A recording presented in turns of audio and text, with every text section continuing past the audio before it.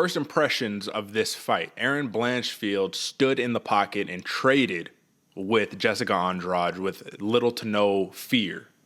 Now, this means a couple different things, and we need to kind of talk about this. The first thing that this means is that, listen, man, she's going to be a little more formidable than we originally anticipated, because 2 fights ago in the J.J. Aldrich fight, she was kind of getting pieced up by J.J. Aldrich, right? Progresses to the next fight against Molly McCann, and she looks like a whole new fighter, sharp as attack, right? And then you come in against Andrade, and it's like, yo, you actually counter-striking Andrade, right? I'm going to touch on this in just one more second, but just give me your first thoughts on that.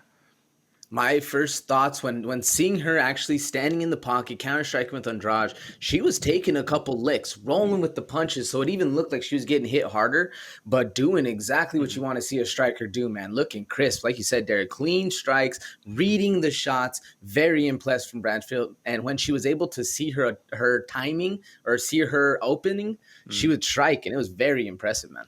100%. And this is the thing that I noticed in this first round, right? Jessica Andrade was winging her shots, right? It's the Jessica Andrade style. Even the commentary booth, they're like, she needs to chuck her chin. I was like, do you not see Andrade do this every fight? She just swings and bangs, like reckless abandon, right? So she's getting calf kicked, right? She's throwing and she's missing on this big left hook over and over and over. I'm talking about, like, she probably threw it 30 times in the fight and missed like 25 times, right? So she keeps throwing it. And then Erin Blanchfield's getting out the way. And then I even tweeted, I was like, man, you know what? It's nice when you can stand in the pocket and trade with Jessica Andrade when you're not getting hit.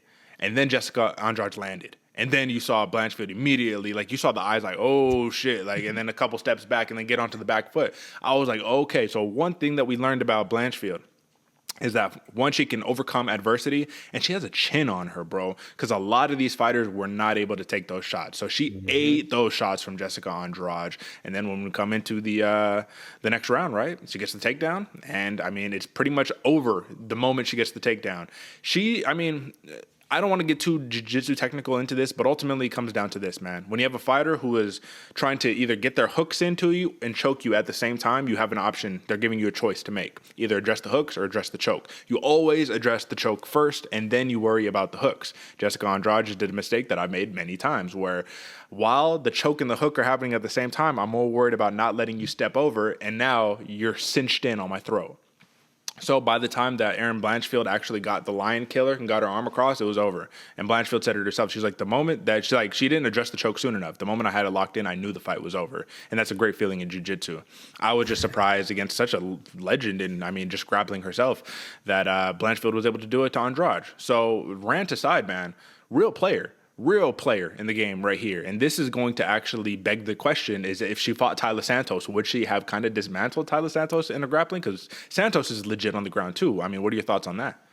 Santos is legit on the ground, but I think this is a good and a bad thing for Blanchfield, because now it let everybody know that she is also legit on the ground. She has some serious skills if you're able to take on Andrade. So now the rest of the division is going to be put on notice, like, oh, I can't underestimate her, which I think may have been what was going on with Andrade, underestimating her, thinking I have a better ground game, I don't have to worry so much. Next thing you know, it's tight. Yeah. Could be what happened. Who knows until Andrade actually says. But at least now the rest of the division is going to be keen to the sense that Blanchfield has some ground game. So we'll see, man, because I think the rest of everybody else is going to elevate their game now, too, when they're facing her. Yeah, and it's just all little technical things, man. And that's how my brain works when I see it, because when Andrade was trying to get back up from off of her back, she went to her knees. That's something that wrestlers do. And when you get to your knees, what do you expose? Your back. That's how that whole situation kind of initiated. So, yeah, maybe Tyler Santos would play it a little bit different. Makes me really wonder if Santos was able to control Shevchenko the way that she did, and if Blanchfield can be successful against Santos, what can Blanchfield do against Shevchenko? This MMA math is what is propelling this conversation, right? So I don't want to be too crass here, but let's talk about that, man. If she fought Valentina Shevchenko, be honest with me right now, just like a true initial impression. You know how big of a Shevchenko fan I am. We know how legendary she is. We know she's at the stage of her career where if she's made look human, we almost think that she fell off, right, for whatever reason. But do you think Erin Blanchfield can go from being number 10 in the world to number 3 to champion just in a span like that? in 3 fights. The one thing that worries me, I think she'd actually have good success on the ground game. The one thing that worries me is precision in the in and out style that Mhm. Shevchenko has in the hands. The speed she has, the precision, it's a whole nother level. And then she'll start throwing in some kicks. I think she's able to keep Blanchfield at bay, and when she does try to get a takedown, she's able to stop it, stuff the takedown, put the head in the mat, and keep it going. I don't know. What do you think, Derek? I think it depends on which Shevchenko that we see, because the Shevchenko we saw against Tyler Santos wanted to beat her at her own game. She wanted to take Santos down multiple times, which is like, is that the game to really be playing? That's what, honestly, failed takedown attempts from Shevchenko is what led to those bad situations multiple times. So it just depends. Don't try to John Jones everybody and try to beat them at their own game. Just win the fight, right? But I don't know, man. It's tough for me to say, okay, Jessica Andrade is one thing. I hold her in very high accord. Shevchenko is a different level, bro. She loses to Mm-hmm. only the best of the best. She loses to the Amanda Nunez's of the world. That's it. Who else is she losing to? So I don't know, man. But I just know this. One more time, we'll forever go down in history as the people who doubted Blanchfield on this aspect of her journey. But from this point on, you cannot doubt her, man. I was already super high on her before this one. It's just, no excuses. But fantastic win right here, man. Last question on this before we move on.